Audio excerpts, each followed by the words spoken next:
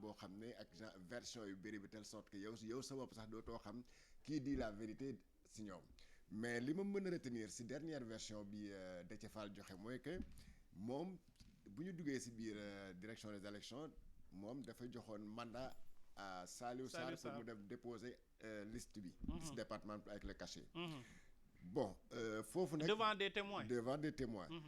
boobu nag man fi ma mën a accuser Saliou Sarr mu def faute mooy que Saliou Sarr c'est pas du koo xam ne dafay door dugg ci politique. dëgg la yàgg na ci politique. il a fait le PIT pour ñu ko xam parcours am dëgg Saliou Sarr def na PIT yàgg na ci PIT donc du yeewu askan wi moo ko indi ci politique. te yàgg na ci parti socialiste également. donc peut-être gars yi ñu am na ñoo xam ne ñu ngi koy door a xam mais moom yàgg na fa. c'est peut-être qu'au début feu Idrissa Diallo bu nekkoon maire wu Dalifort te mu génn àdduna kooku moo gënoon jege peut-être Khalifa Sall à l'époque mais bi fa kooku jógee le Saliou Sarr boobu gën a feeñ ci kii bi. ci coalition bi surtout taxaw Ndakaar bu mu nekk xam ne te Saliou Sarr mu lu tax mu ne la c'est pas un nain politique maanaam du koo xam ne day doon ñëw ci politique. bu leen fàtte ne Saliou Sarr mooy le mandataire national de taxaw Sénégal donc. titre boobu rek may na ko. wala mu xam élection voilà mu xam lan mooy élection. te mu xam lan mooy liste paritaire. maanaam liste boo xam ne respecté na jigéen yi góor yoo xam ne ñoom lañ fa investir. donc même buñ ko joxee liste boobu war na am comment on appelle ça encore là war na am présence d'esprit ba ne liste bi ma yor nii de li ma Déthié Fall jox lii du liste normale bu fekkee noonu la demee dafa doon dellu si Déthié ne ko mais. Déthié Fall liste bi nga ma jox nii bii bu mu ko déposé mën na am problème. d'après Déthié Fall moom Saliou Sarr dafa changer liste yi parce que waa direction des élections ñoom ñoo ko induire en erreur. ñoom ñoo moom voilà nee na direction des élections ñoo ko induire en erreur ñoo ko ne à partir de la cinquième personne. cinquième donc sixième bi parité bi. jaratul la respecté. mais même ça loolu aussi c'est sa parole. contre celle de la direction des élections. mais bien sûr parce que foofu man su ma ñëwee ci yow nga nekk koo xam ne yow t'es censé être neutre boo ma waxee loolu. mais boo ma ko waxee man dinaa dem ci je retourne encore ci Déthié Fall ko nga xam ne moom laa seqal mbir mu nekk lii de moo xew. wax na surtout que yow sant ñu la ñu confectionner dañ la jox juste pour nga déposer. voilà sant ñu nga confectionner da ngay ñëw rek déposer. donc il n'avait pas à retirer ou à enlever quoi que ce soit. foofu tamit je crois que. la direction des élections aussi non seulement Yewwi Askan Wi def na légèreté mais direction générale des élections def na ci mu joué na ci lu ma mën a wax une complicité parce que nit ko aussi doo ko xool mu def erreur. abuser ci naïveté am. waaw nga ne ko mais suma sëriñ parce que normalement c'est une commission de réception. maanaam yow tey boo ñëwee di déposer dossier quelque part.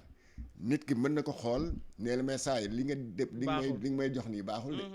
parce que loolu aussi seen liggéey la bokk. absolument parce que bu fekkee ne yow waroo ñëw ci man ngay déposer dossier ci man ci direction bu mu mën a nekk Sénégal ma xam ne Pape Matar li kayit yi ma jox nii. matul ma ne non xaaral ma nopp rek comme ça Pape Matar bu ko déposé tamit lii ci mbalit leen koy sànni. parce que ñu forkloo ko wala ñu dàq. voilà boobu je crois que bu fekkee ne noonu la demee c'est pas ça n'a pas été sérieux de la part de la direction des élections. xam nga Pape Matar lan la. encore une fois que du ma leen accabler du ma leen jiiñ que ñoom ils ont une quelconque part de responsable mais bu fekkee ne ñoom ñoo jël seen décision sax ñoo conseillé Saliou Sarr mu dépose liste bi.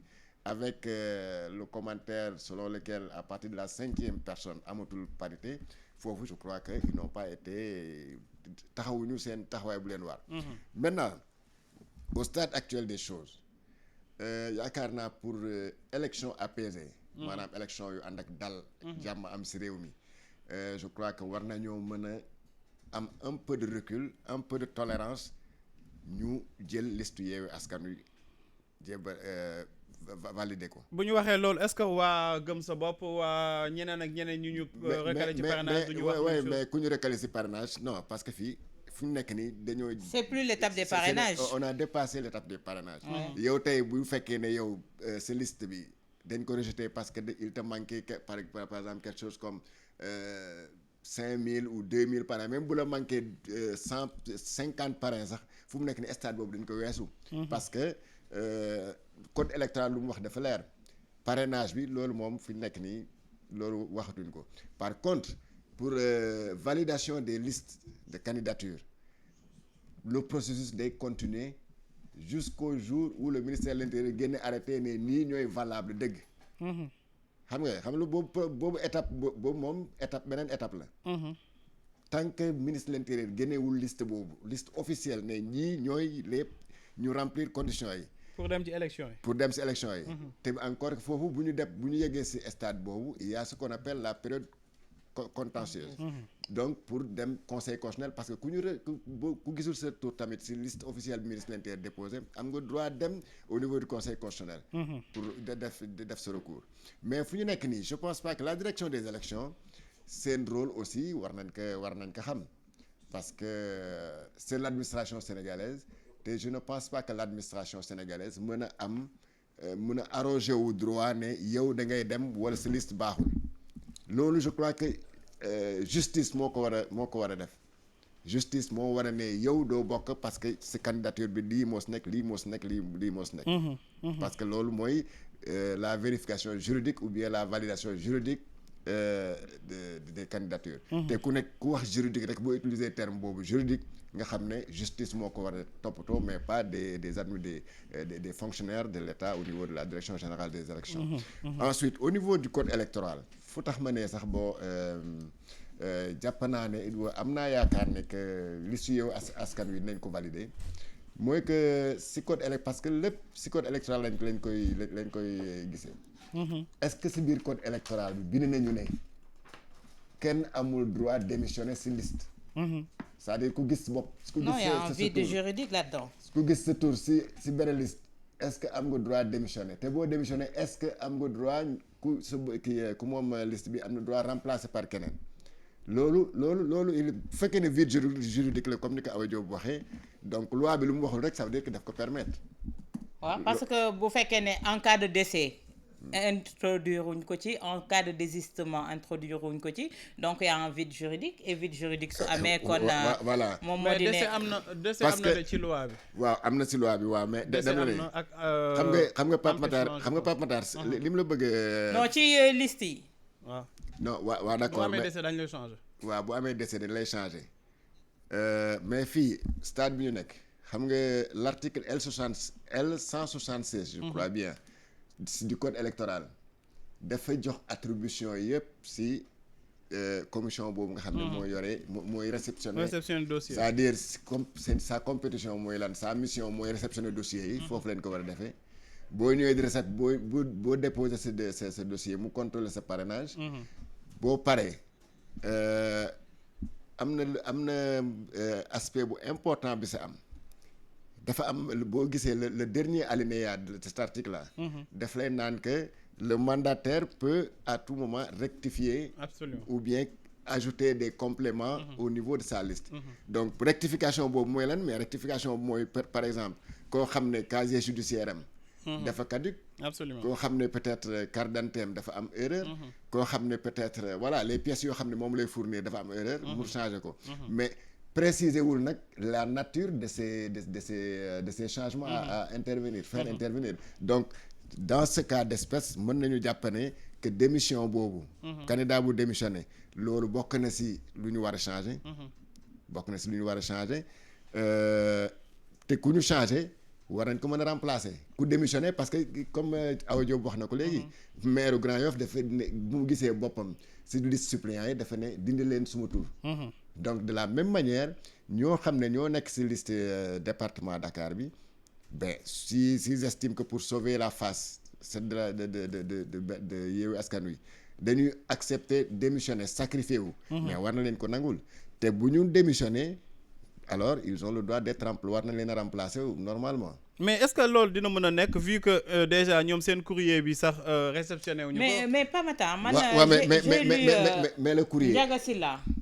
Ndiaga Sylla qui dit que rectification yooyu la liste de Yewwi à Dakar est bel et bien recevable. Lui il est expert électoral. Il a tenu un point de presse ce matin pour en parler et pour évoquer point par point yi nga xam te ne tax na mu wax ne liste bi mun nañ ko valider même bu fekkee ne tey DGE comme li ma wax nag ni ñu gis ñuy doxalee y a une certaine coloration qui se sent et qui se voit suñu demee nag au niveau ni ko Georges waxee suñu nee juridiction justice moom moo tax ñuy wax te biñ demee foofu nangul nañ leen jël li nga xamante ne moom moo di seen demande mais courriel boobu itam dem foofu ñoom est-ce que du par rapport à la liste de Benno Bokk Yaakaar qui bi nga xamante ne ñoom la ñuy ñaan ñu invalider ko lañ fa doon yóbbu xam nga ñoom tamit ils sont sur deux fronts. non courrier bi moom c'était pour remplacer. courrier bi c'était pour remplacer. non mais bi doon c'est pour yóbbu démissionner ak remplacer. buñ doon yóbbu Sénat yóbbu waaw moom la yóbbu Sénat nangul leen ko ñu dem DGE ñu bañal leen parce que Déthié Fall bi muy wax itam dafa sukkandikuwaat ci liste Benno Bokk Yaakaar. pour demander ñu invalider ko. Mais je pense que on ne peut pas attraper deux lièvres à la fois. Ils doivent se concentrer sur ça, rectifier cette erreur, corriger ko ba pare doogam li may wax xam nga espoir bi Yewwi porté woon tey Saliou Sarr mi ñuy wax këppul yelwaanu waaye Yewwi. kam noo ko këpp. yelwaanu askan la ñu këpp. ok te man comme ni ko Georges waxee Saliou Sarr du koo xamante ne novice la. ba nga xamante ne day dem direction générale des élections am loo xamante ne ñoo la naan nii nga koy defee dama ne. te santuñu ko sax. ma ne la kon ñàkk kóolute kon ci seen biir. ndax su Déthié demee ba ne ko defal lii. yow respecté loolu rek. ba ëllëg ak ci biir. mais bul dem naan direction des élections te comme li may wax. Pape Matar borom. te moom dafa am benn communiqué bu ñu koy xeex ak borom baatu neen. d'accord dafa am benn communiqué bu ñu koy prêté xaw ma nag moom moo ko bind mais moom dafa doon réfuter. di menacer ces accusations di ne menacer porter pour porter plainte. waaw démb la ko def. démb dans la soirée la ko def. tey Déthié Fall qui revient à la charge et qui maintient les propos. kon ñooñu xam nañ fi ñu teg seen tànk xam nañ lu ñu sukkandiku. man tey jii j'aimerais bien me tromper que ne.